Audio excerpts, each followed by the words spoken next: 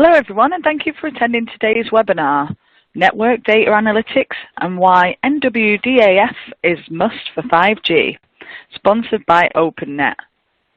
Again, I wanted to cover a few housekeeping items. On the left-hand side of your screen is a Q&A.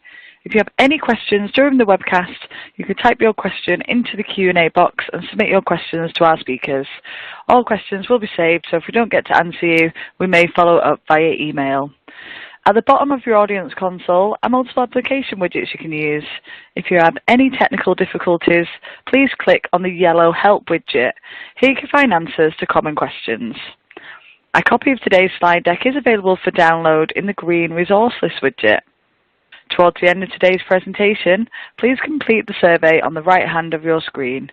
It will only take 1 minute to complete, and your feedback is extremely helpful. One version of the webcast will be available about 1 day after the event and can be accessed using the same audience link that was sent to you earlier today. I would now like to turn the event over to our moderator, Telecoms.com's Head of Intelligence. Thank you, Becky. And once again, a warm welcome to this Telecoms.com webinar sponsored by OpenNet and Amdocs company. I'm Wei Shi from Telecoms.com Intelligence, and I'll be your host for today. This webinar is about network data analytics, and more specifically, it's about why network data analytics function, or NWDAF, is a must for the success of 5G. The starting point for mobile operators to deliver on the high promises of 5G is to get full visibility of what is happening on the networks. However, the complexity of 5G networks has made thorough and reliable monitoring of the networks a challenge for many operators. The complexity comes from both the fact that the amount of data generated in 5G is exponentially larger than previous generations, and probably even more important, it also comes from the fact that 5G networks will be hybrid.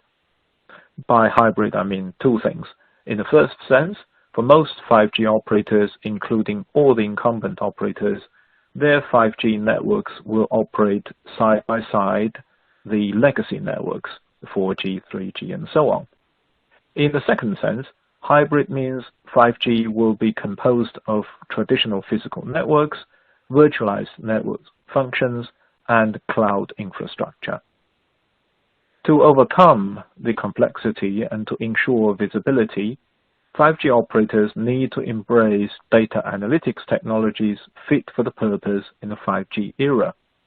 And network data analytics function, NWDAF, is exactly such a technology. Introduced already in early 2017, NWDAF specifications have been published already in Release 15 and Release 16.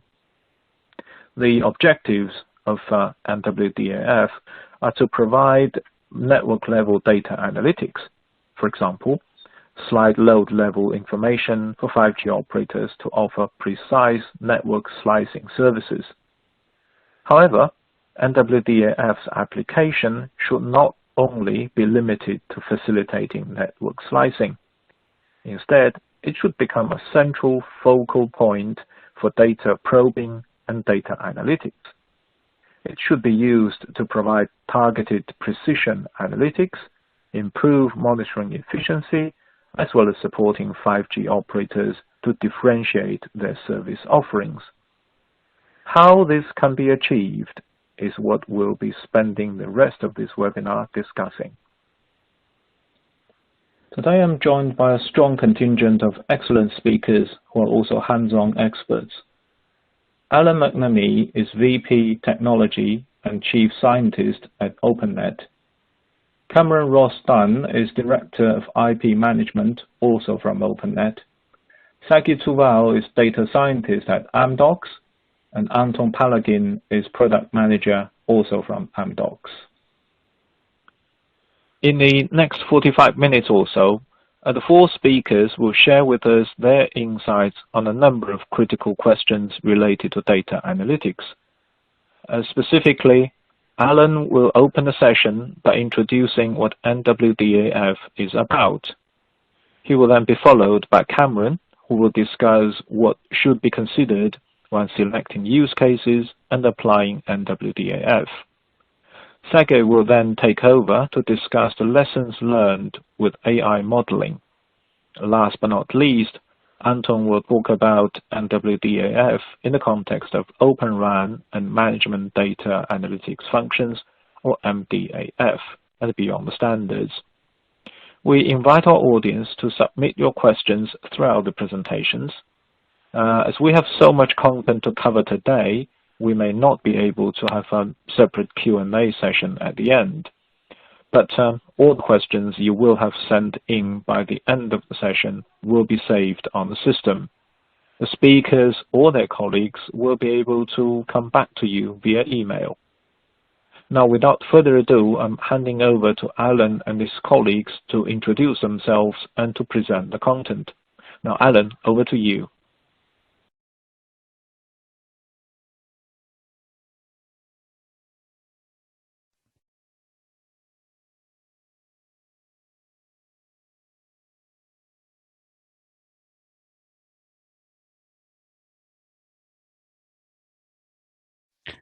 Hello and welcome everybody.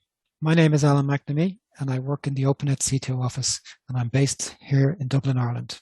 On behalf of my colleagues and myself, we're looking forward to the opportunity to speak with you today about the role that data analytics has to play in the evolution of the 5G core network. I shall kick off our presentations by giving an introduction to NWDAF, the network data analytics function for the 5G core. NWDAF is a new network function introduced by 3GPP for the 5G core, and its goal is to provide a better level of support for automation of the network. The collection of data and the mining of data from the network is not something particularly new, and many operators have been doing this for many, many years. Even in previous generations, from a standardization point of view, there has been attempts by 3GPP, if in a somewhat fragmented approach, to look at analytics and the analysis of data in the core network. One particular example of this would be the RAN congestion awareness function, the ORCAF entity, which was part of the 4G evolved packet core, and it focused on looking at congestion in the radio network and using that to apply policy changes within the PCRF.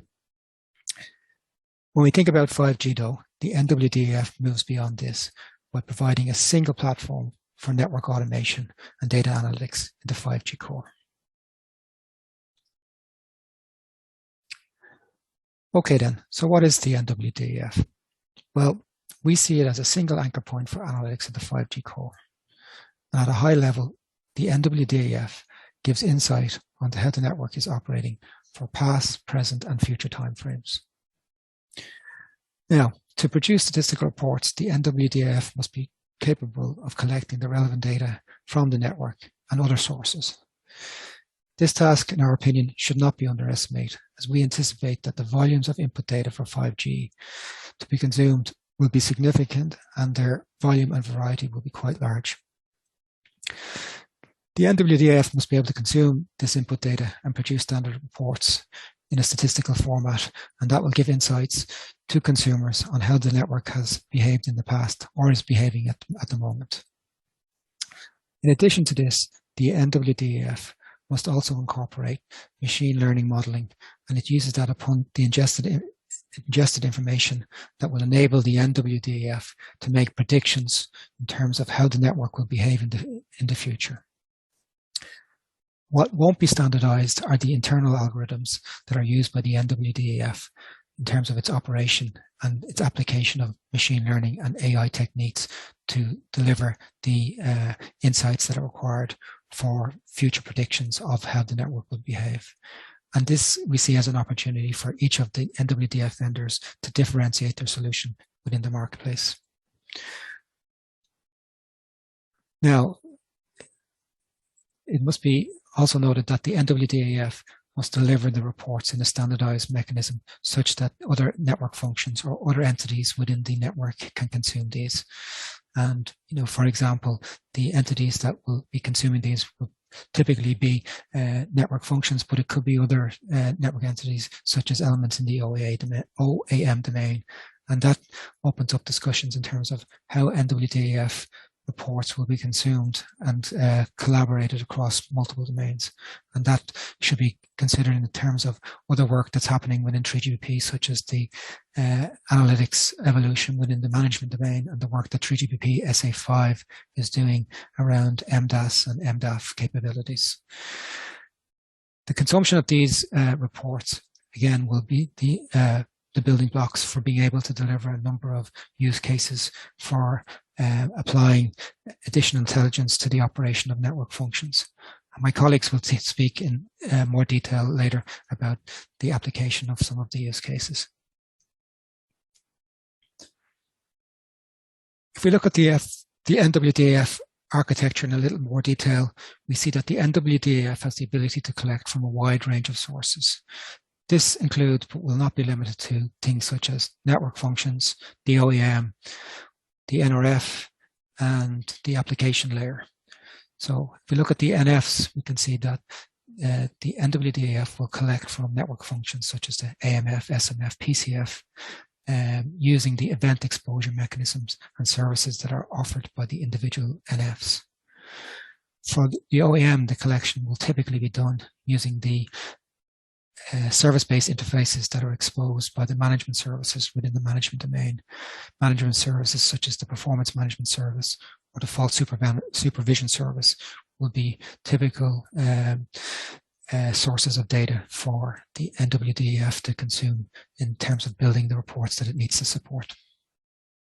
From the application data, we expect that they will be collected from the application function. And as I said earlier on, there'll be a number of the analytics reports that will require collection of data from the NRF within the 5G core. Looking at the architecture itself, there are a number of procedures that are defined for consumers to interact with the NWDAF. The NWDAF exposes the reports in using a number of different procedures. And these are typically done using one of two mechanisms. One being a subscribe notify mechanism, whereby consumers can subscribe to particular analytics reports, and they will be notified by the NWDAF when those reports are ready for consumption. A more direct procedures are also defined for consumers to request directly analytics reports and to receive those reports in a response back from the NWDAF. It should be noted, though, that the consumers, i.e. the 5GC NFs or the OEM, for example, are the ones who decide how to use and how to apply the insight that has been provided within the analytics reports. And to that end, the NWDAF has no knowledge about the NF application logic that is consuming the report. As we said earlier on, these analytics reports will be the cornerstone of building a number of use cases by consumers to add additional value and giving opportunities to optimize or to monetize the 5G network. We look at some of the reports that have been defined for release 16, we can see that the set of supported reports has significantly increased from release 15 into release 16. Slice load level is one of the reports that is supported within release 16, but in fact it was also supported within release 15. And it provides a level of insight in terms of the slice that is the slice load that's been experienced in a particular slice. And this is particularly useful to PCF or the NSSF for consumption and changing their operation. So other use cases that are defined include the NF load use case, and this is one that we've seen a number of operators address in terms of interest, in terms of the use cases that they will be looking to build in their initial deployment of NWDAF. And it gives the ability to predict the particular load on an NF instance within the network. Similarly, the network performance report provides a similar report, except this time the focus is on RAM performance. There's also a set of reports that are related to UE aspects of the network. And looking at these in a little bit more detail, we see that they could be subdivided into expected behavior or abnormal behavior scenarios. And again, within either the expected behavior or the abnormal behavior scenarios, we could again subdivide those in terms of mobility related examples or communications related examples. So from an abnormal behavior point of view, there will be mobility related reports that can be generated by the NWDAF, and these could include things such as unexpected locations of a UE or ping-ponging issues in terms of how a UE is behaving within a particular location. Or it could relate to communication behaviors. And in the abnormal instance, that could include large data volumes or long-lived flows or unexpected wake-up scenarios for a particular UE. We talked a little bit earlier on about congestion within the network, and again, there's a new analytics report, the user data congestion report, which is similar to the ORCAF reporting that we talked about earlier on. And this report will be used to predict locations in the network that will be affected by congestion. The observed service experience is an important use case because we see it in terms of giving an observation or the ability to predict how a particular service or application will deliver experience to the users. It's also useful for NWDAF in terms of how some of the slice monetization will be used in terms of integrating the NWDAF with the charging domain. QoS sustainability is used to predict when a QoS change will occur in a certain location. These reports can be used to enable a wide range of use cases that will ultimately deliver a higher level of intelligence to the network. So with that, I will conclude my presentation and say thank you and hand you over to my colleague, Cameron. Thanks again.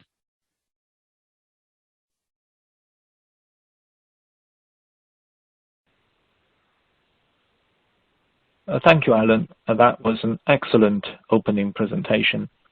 And now Cameron will take over to talk about use case selection and application.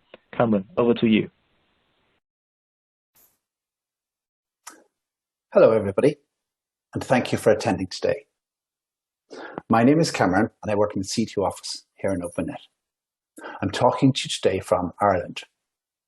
Hopefully you can see me in the video insert in the top right of the screen, and unfortunately that's not me sitting in the main picture on the rocks overlooking the clouds, contemplating the greatness of the NWDAF. For my presentation today, I'm going to focus on how the NWDAF is used. I'm going to describe some of the use cases to you. I'm going to describe some of the applications of those use cases. And I'm going to conclude with some considerations which you might want to bear in mind as you embark upon your NWDAF journey.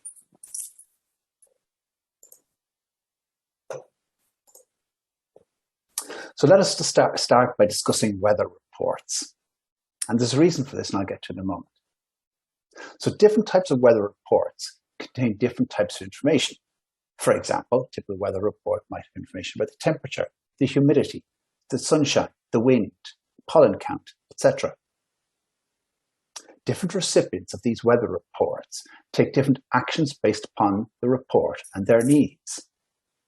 For example, a pharmaceutical company might decide to increase their stock of sunscreen if the weather report states that there's going to be several days of sunshine ahead. An energy producer will always try and balance the energy production with the energy load, and knowing the wind, the expected winds, can be a very important part of this.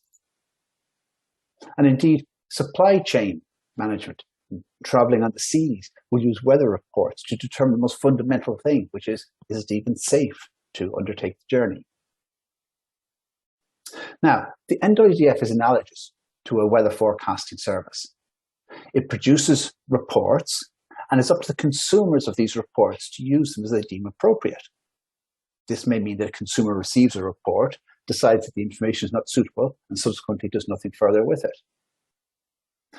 And one of the misconceptions that we face as we talk to people about the NWDAF is that they think that the NWDAF itself is going to make changes to the network. And this is not true. The NWDAF does not make any changes to your network. It's up to the network functions that are consuming the services or consuming the reports from the NWDAF to make decisions that impact the network.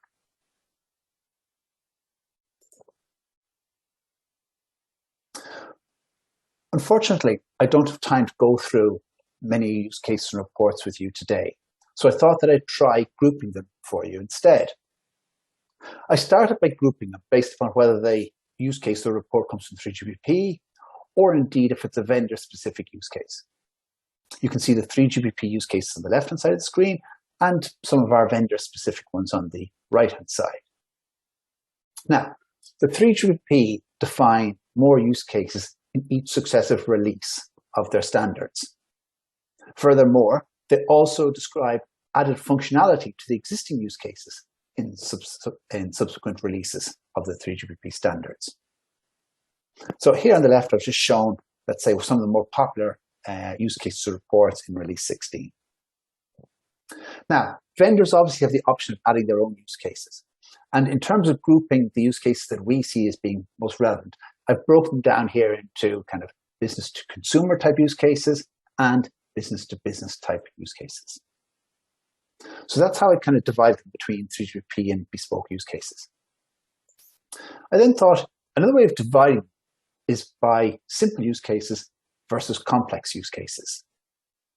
So an example of a simple use case is the 3GPP defined NF load use case, because what that is doing is basically taking the resource utilization from the different network functions in your network and providing analytics relating to those.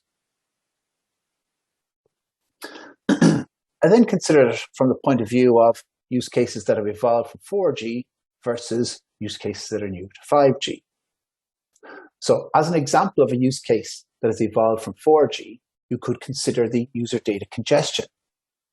This is basically determining how congested a cell is at any given time. In contrast, an example of a use case that's new to 5G would be the slice load use case, because the concept of slices simply did not exist before 5G. Another way of considering them is in terms of, are they user-centric use cases or are they network-centric use cases? An example of a user-centric use case is the UE mobility use case that's used to provide analytics relating to the location of a UE or E user.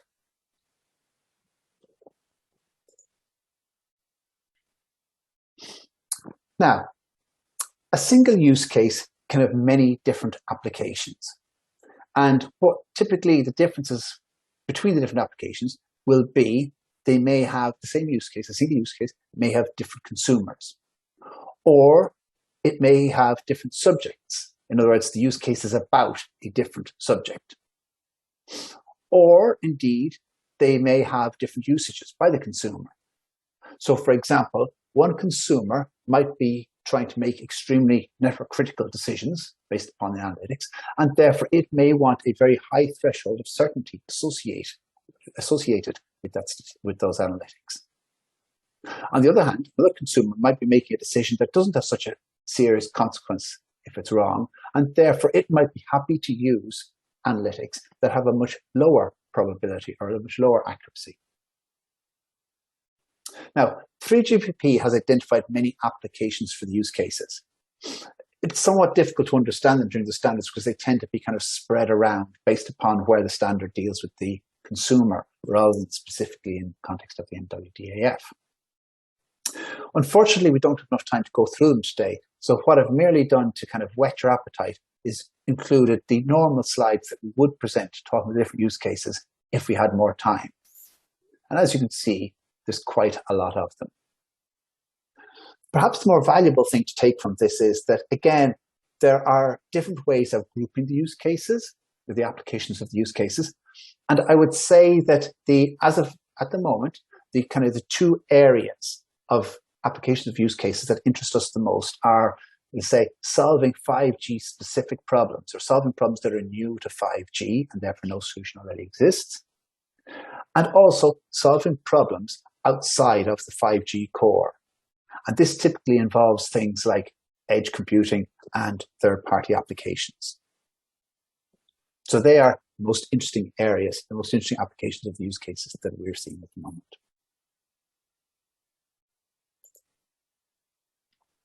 Instead of going into details on the applications of use cases, what I want you to try and do, or what a message I want to try and give today, is I want you to think about them in terms of the operations of the use case, the network impact of the use case, and the business result of the use case.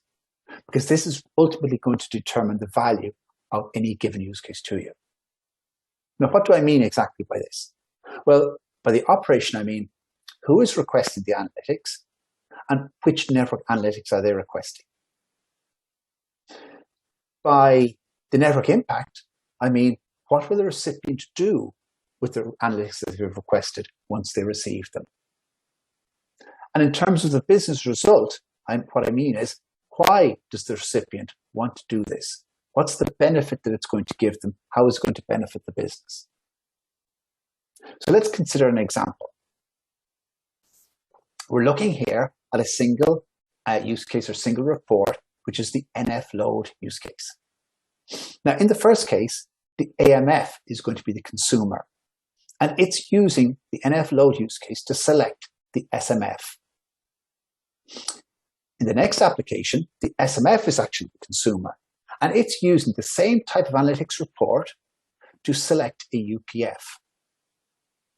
Now, in both cases, in terms of the network impact of the bot, the AMF and the SMF are trying to make better selection decisions relating to other network functions.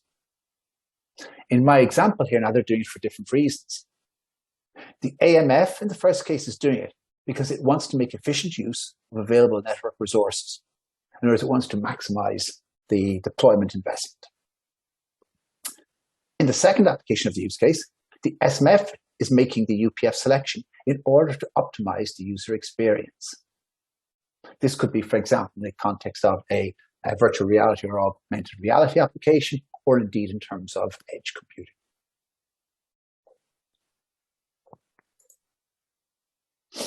So to conclude, I'm going to present with some aspects that you need to consider in order to ensure that your NWDAF projects deliver the expected results, i.e. that they land in the right spot. The first thing you should consider are your motivations. Are you looking at the NWDAF to help you with your network planning? Are you looking at it to help you with your network optimization? Or are you looking at it, for example, to help with your user experience? The next consideration is the data availability. You need to work with the data that you have. And indeed, many customers that we talk to already have vast amounts of data in data lakes, and they're looking at the NWDAF as part of a solution to extract value from the data that they've already collected. Conversely, there's no point in expecting the NWDAF to be able to give you analytics about some aspects if you don't have any data relating to those aspects. Another topic that comes up very frequently in the context of the NWDAF, particularly because of the amount of machine learning it's doing, is its impact on the network. This falls into two categories. First of all, the NWDAF has the potential to consume an awful lot of compute resources itself, particularly for its machine learning. Secondly, the NWDAF has the unfortunate potential of putting a lot of load on other network functions as it collects information from them.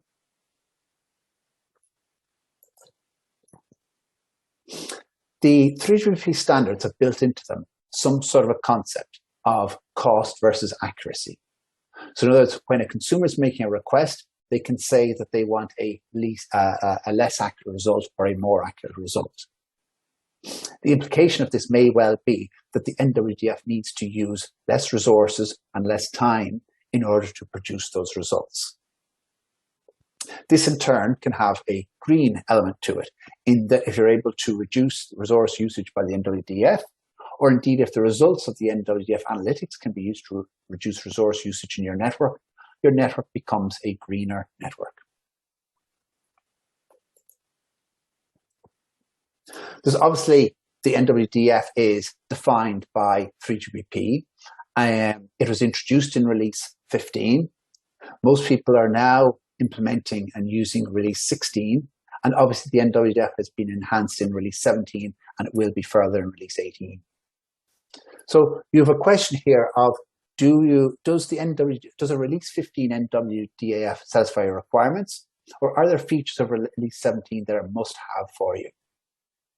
Indeed, even if there are must-have features, is it possible that you can get these as an early implementation in a release 16 NWDAF?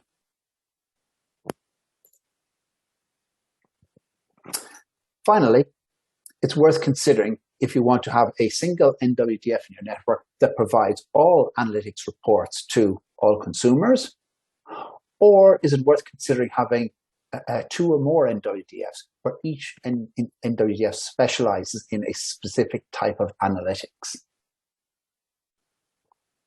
This brings me to the end of my section of the presentation. I hope that you found it useful, and again, thank you for your time. I'm now going to hand over to the next presenter.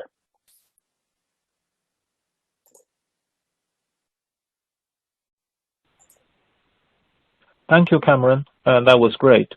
Now I'm handing over to Sagi to talk about lessons learned from AI modeling. Sagi, over to you. Hello, everyone. My name is Sagi. I am a data scientist at Amdocs at the Data Intelligence Group, and I was part of the team that developed machine learning capabilities for the network data analytics function, better known as the NWDAF.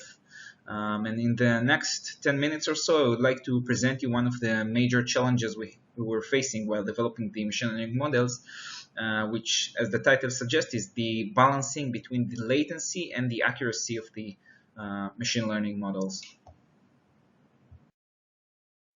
Okay, so first I want to talk about what is it that we actually need machine learning for. Part of the analytics in the NWDAF is giving different predictions, and one of them is the load of resources. The resources that we were predicting are the CPU, the memory, and the disk of the network.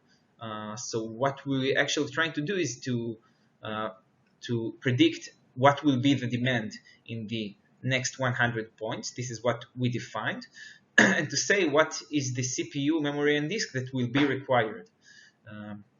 Our input data was 30,000 time series, so 30,000 lists of numbers of demand. And each such batch came every 15 minutes. We wanted to predict the next 10 points, where each point is representing 10 minutes, so 100 points. So what we actually have here is processing and modeling high-volume time series data. We want to do it accurately, give accurate prediction. We want to do it in few minutes because the prediction should be returned within 7 minutes for it to be effective, so the network can spin up more machines if needed. And also we want to do it in low cost of computing power. So the figure at the bottom shows an actual prediction that we had. So you can see the predictions are the blue line. The blue line is the prediction of the model, and the orange dots are the actual value. And as can be seen, the model accurately predicts the values, even finds this bump at the 6 points. So after an hour, it predicts that there will be a higher demand for a CPU. Okay, so in the next few slides, I will present assessment metrics for machine learning models. So going a little deeper to that, some tips and tricks that we used to improve the latency without harming the accuracy. And at the end, some architecture we presented also to have better control of the latency of the models. There are several parts in the life cycle of an AI product, several parts of its development, and then also different layers for assessing its quality. It is popular to divide the development to 3 parts. The first one is the experiments, where the data scientist does its research, so the exploratory data analysis, trying a bunch of different models, and building a prediction model that stands with the required accuracy. Once this part is over, so we have a machine learning model, then it goes to the next part, the development, which is the engineering part. This part we need to work on the code, we need to make some tests and really create a working system out of a machine learning model. And the next and last part is the operations. So like every other software project, there is the operation which we deploy the model and to give the end user ability to use it. Something that is more specific to machine learning is the monitoring. So we need to monitor a model to see that its performance doesn't decay over time. Then we also have different layers of assessing its quality. So the two layers that we are trying to tackle the trade-off between are the model results and the performance. This is what we're talking about in here. So the model results are the numerical result that tells us how good our model is. In the use case that we had is the NF load. We define the MAPE, which is the mean absolute percentage error, to be less than 10%. So for our use case, we said that this is an acceptable model. But we also had another requirement for the performance, which is the latency. We needed to give these results in less than 7 minutes, so the network can respond. If there is high demand that is expected, then the network needs to spin up some more machines. Other layers of assessing the quality or functionality, which is how robust our model is, how it deals with different errors or defects in the data. There is the usability, so the user acceptance of the models. Does the user really use our model? Does it give them real value?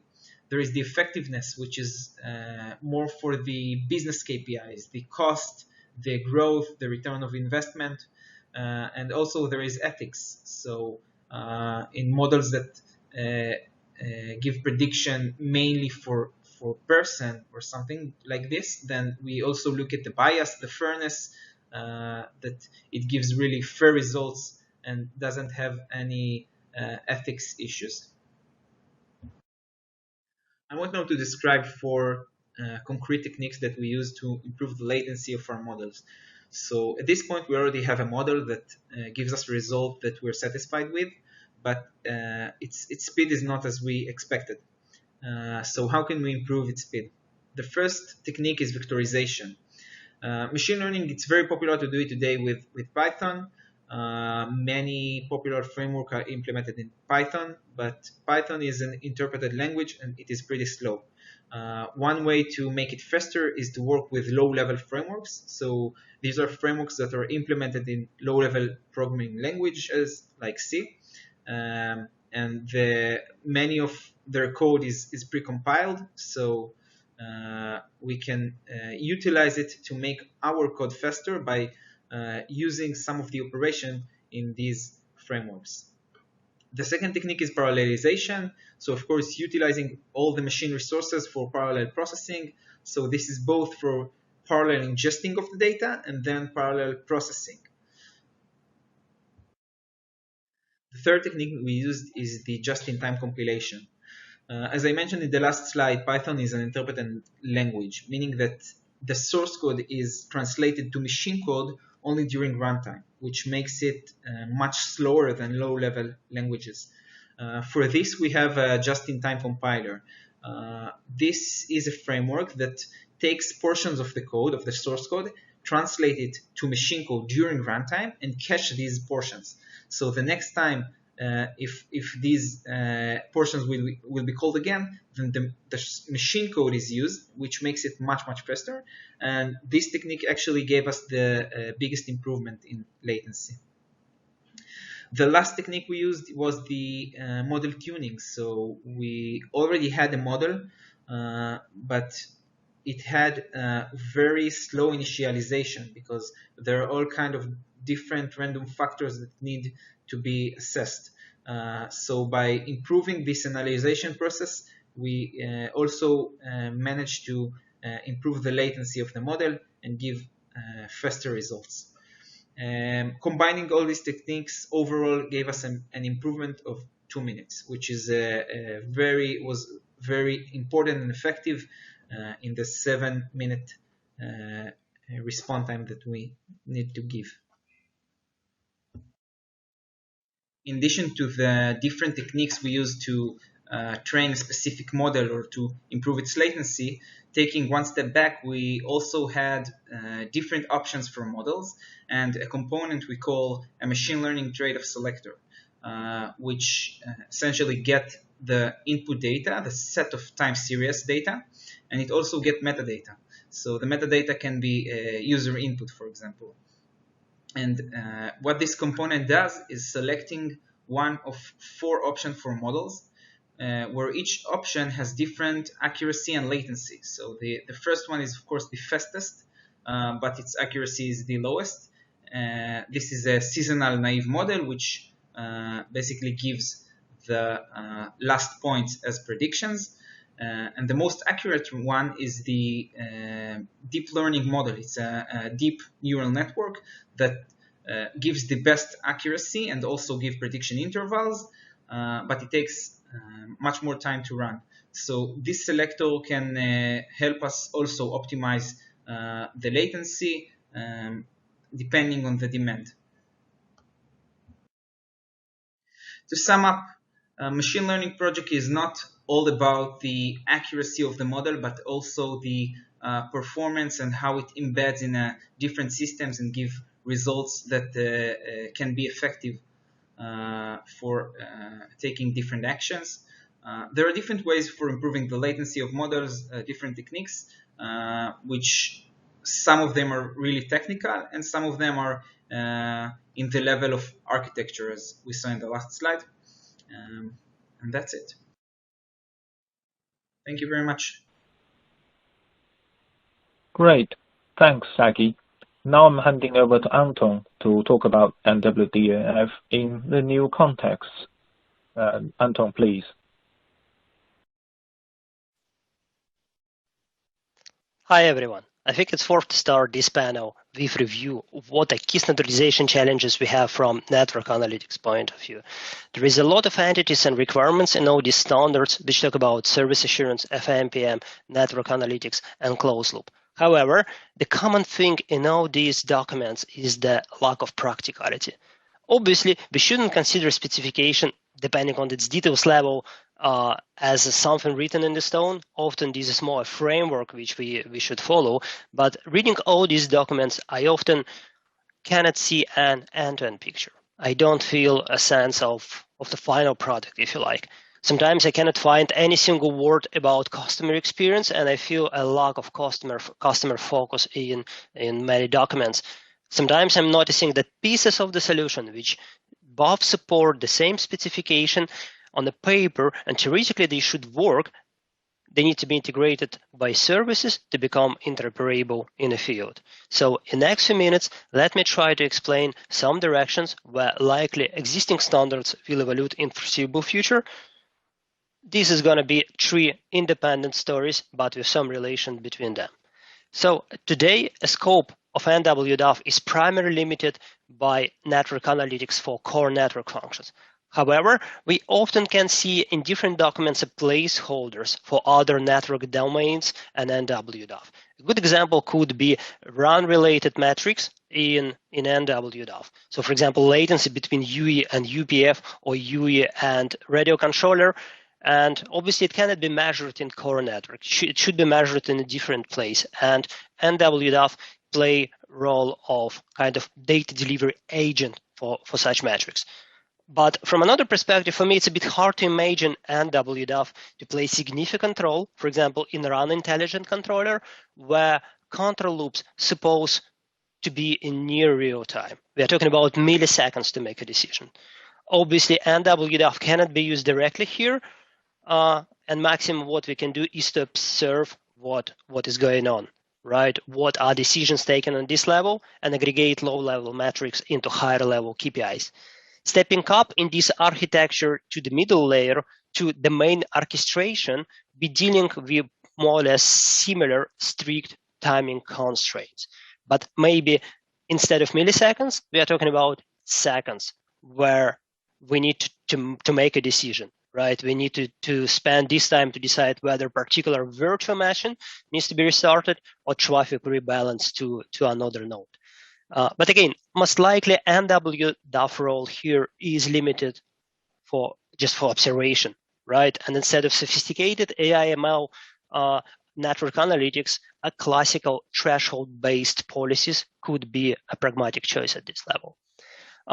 And finally, upper layer OEM and service orchestration looks like a right place for NWDAF to take a part of closed loop automation, but it's not only a single role it could play.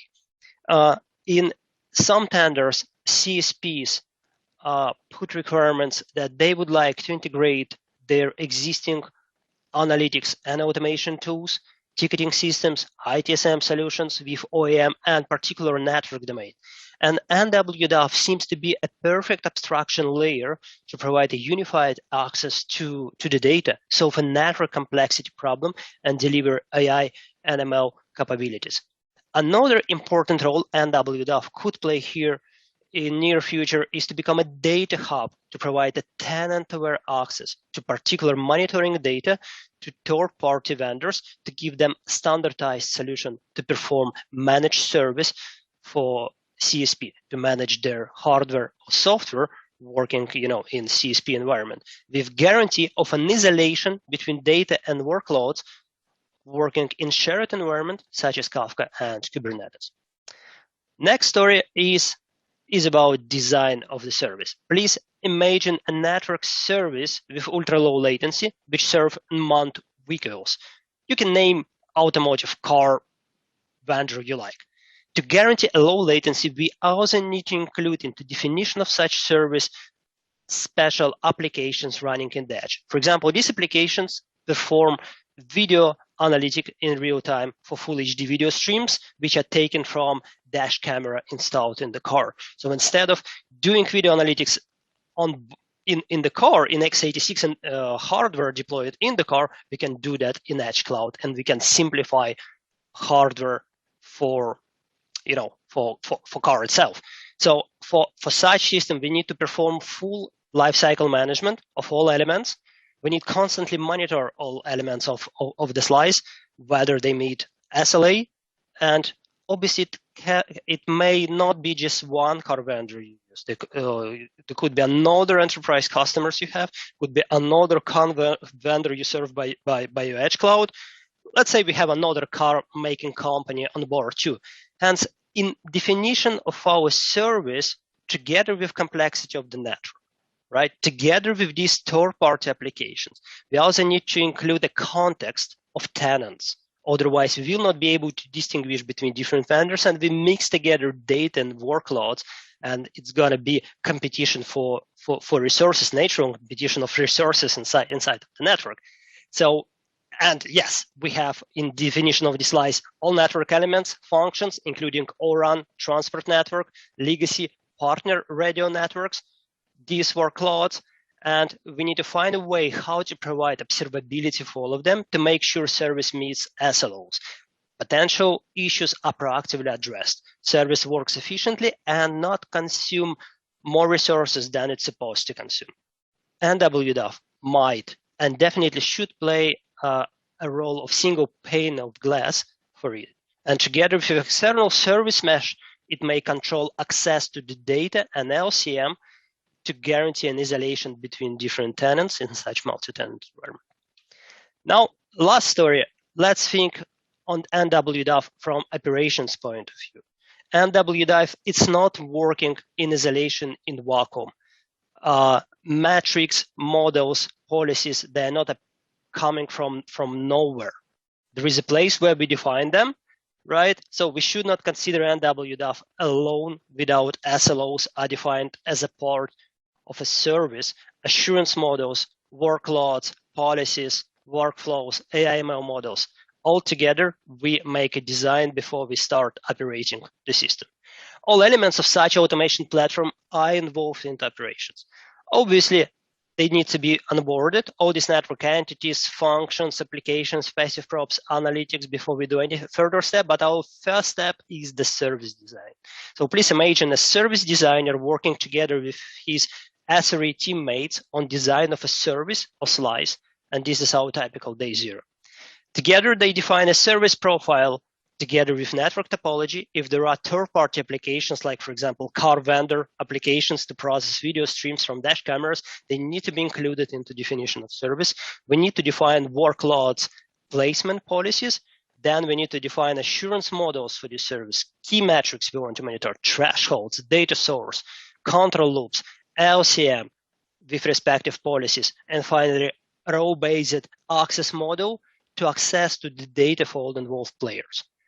In day 1, after we design the service, the network orchestrator and service orchestrator, they perform decomposition of such design into atomic elements and execute their rollouts.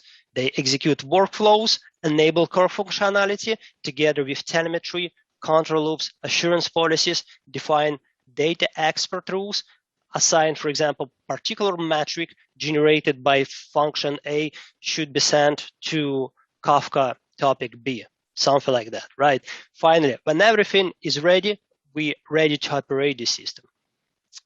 All network functions working in production environment, and NWDAF can play a role of constant monitoring of these network functions, elements, slices, and end consumers, making sure that SLA is met, certain conditions trigger respective LCM actions, results and certain metrics are reported to operations directly through reports or graphical user interface, alarms.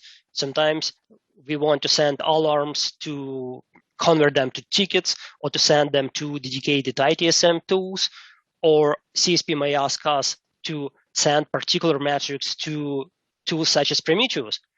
So we also should not forget about data expert for third parties. So when we need to deliver it outside of the network, we enable third parties to be able to manage their applications and control their status, and if needed, to trigger LCM policies, right, depending on the situations with these applications. So that's the story. In the end, I think it's worth to mention that we often hear such stories in different webinars and presentations. People are talking about self-organizing networks, AI/ML-driven decision-making, brutal automation, cloud elasticity, etc., etc. But the key elements for all these stories is the right data in the right time, observability. So NWDAF is about observability. And from standardization point of view, NWDAF is an attempt to add a bit more structure into telecom analytics chaos we have today. So I'm absolutely sure we should see some or maybe all of these elements standardized in foreseeable future. And I think this is the end of my story. Thank you very much for watching this. Thank you, Anton. That was excellent. Thanks also go to our earlier speakers, Sagi, Cameron, and Alan. With that, we are concluding today's session. Believe you enjoy this highly informative telecoms.com webinar. I look forward to welcoming you to the next telecoms.com webinar soon. But until next time, goodbye.